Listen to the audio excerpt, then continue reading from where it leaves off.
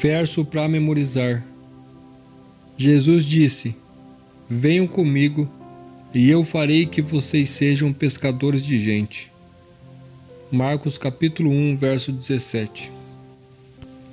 A expressão pescadores de homens é uma declaração metáfora cujo significado indica aqueles que se ocupam em ganhar almas para o reino de Deus. Essa expressão foi aplicada por Jesus na ocasião da convocação de alguns dos seus discípulos. Ele disse: vinde após mim, e eu vos farei pescadores de homens. Marcos capítulo 1, verso 17. A dizer, eu vos farei pescadores de homens, Jesus estava prometendo treinar aqueles homens para uma tarefa tão honrada que somente pela graça de Deus que um homem pode tomar parte dela. Ao invés de pescarem peixes, aqueles discípulos pescariam homens para o reino de Deus. O texto diz que imediatamente após o chamado de Jesus, eles deixaram suas redes e animadamente o seguiram. Cada evangelho retrata o início do ministério de Jesus de maneira peculiar. Mateus apresenta Jesus chamando os discípulos e depois pregando o Sermão no Monte. Lucas narra a história do sermão inaugural de Jesus, pregado em um sábado na sinagoga de Nazaré. João relata o chamado de alguns dos primeiros discípulos e o casamento de Caná, onde Jesus realizou seu primeiro sinal. O Evangelho de Marcos apresenta o chamado de 4 discípulos e descreve um sábado na cidade de Cafarnaum, bem como o que aconteceu depois.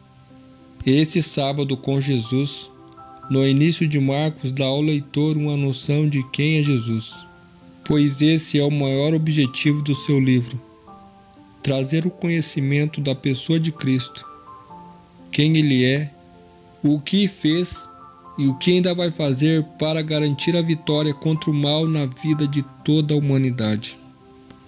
Depois de iniciar seu ministério, disse Jesus: é necessário que façamos as obras daquele que me enviou enquanto é dia. A noite vem, quando ninguém pode trabalhar.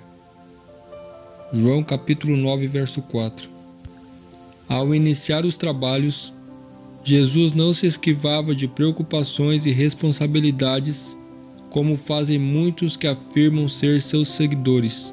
O otimismo e a energia, a solidez e a resistência de caráter manifestada em Cristo têm de se desenvolver em nós por meio da mesma disciplina que Ele suportou. Desse modo teremos a mesma graça recebida por Ele. Enquanto viveu entre os seres humanos, nosso Salvador vivenciou o dia a dia dos pobres, conhecia por experiência suas preocupações e dificuldades e podia confortar e animar a todos os humildes trabalhadores.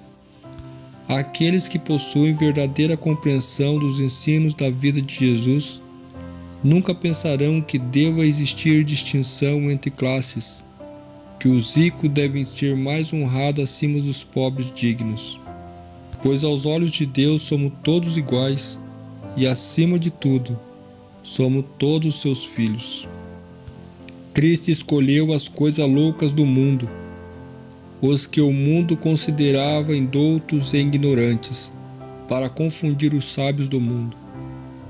Os discípulos eram indoutos nas tradições dos rabis, mas com Cristo como seu exemplo e mestre, estavam obtendo uma educação da mais elevada espécie, pois tinham diante de si um exemplo divino. Aqueles a quem Deus emprega para lhes prestarem serviço, Ele quer habilitá-los segundo a sua vontade para esse serviço. Os que pregam a Cristo devem aprender diariamente de Cristo, a fim de compreenderem o mistério de salvar e servir as pessoas pelas quais Ele morreu. Devem torná-los como modelo de todas as coisas, partilhando sua tema compaixão e sua serenidade para com todas as más ações. A vida do Salvador na terra foi de comunhão com a natureza e com Deus. Nessa comunhão, ele nos revelou o segredo de uma vida de poder. Jesus era trabalhador fervoroso e constante. Jamais existiu alguém tão carregado de responsabilidades. Jamais outro conduziu tão pecado fardo das dores e pecados do mundo. Jamais outro labutou com um zelo tão desgastante pelo bem das pessoas. No entanto, teve Jesus uma vida saudável.